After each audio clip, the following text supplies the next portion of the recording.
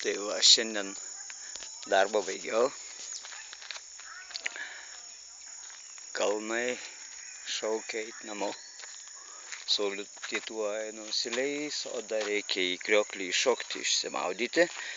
Va, šiandien kas padaryta.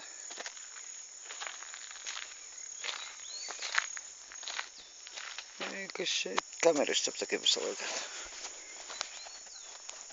Statybininkas. O, jis kitoks. Ja. Kalnai šaukia eit namo.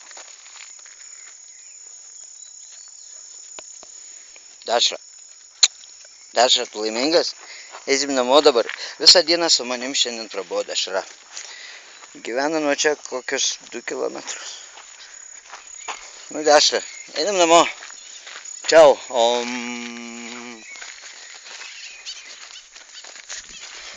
Einam, Dešra, einam. Einam, Dešra.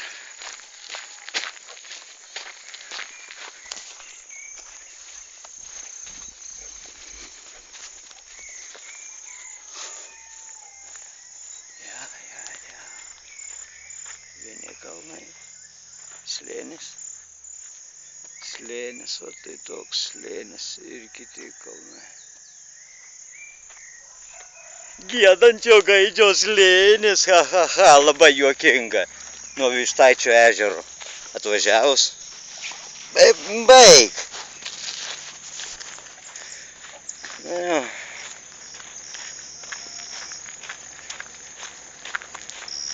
Šitie šunys pakalę. Jie labai draugiški.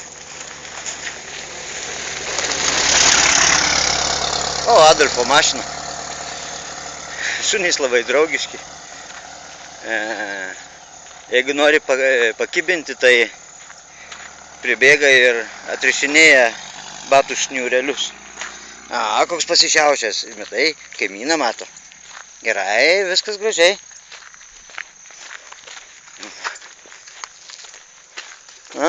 Viskas.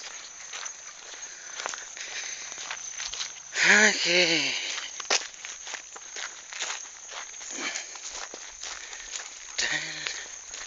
Ką, namučių, kokie 7-9 kilometrai.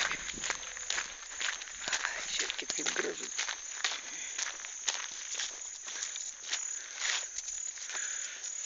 Nu, jo. Va taip griebė, žiūrėkit. Ir griebė už šniūrelių ir atrišinėja batus. Šunys tai irgi. Ir visi. Na kaip visi. Bet tai yra jau kaip kažkas važiuoja.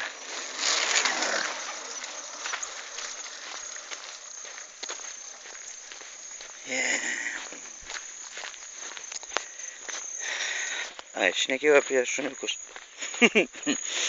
Šuniukai. Mieste visi, jeigu kas nors patinka, o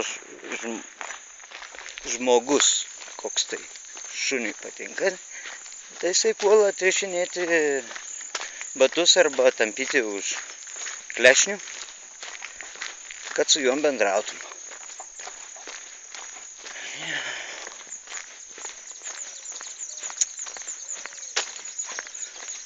Kągi. O čia jau tam slėnė į tą pusę yra Kašuoja Daliuo. Mėnulio krioklys. Mėnulio krioklys.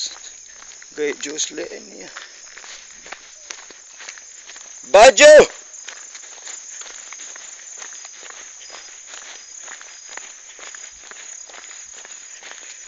Užsuksiu pas Badžio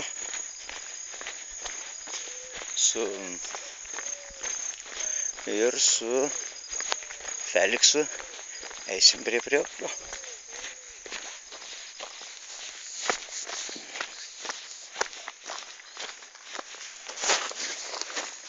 Va.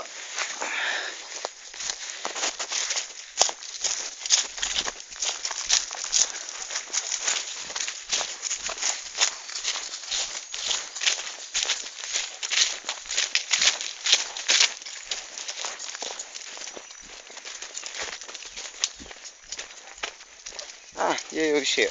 Viskas aišku. Gerai. Einam. Einam ir mes prie žioplio.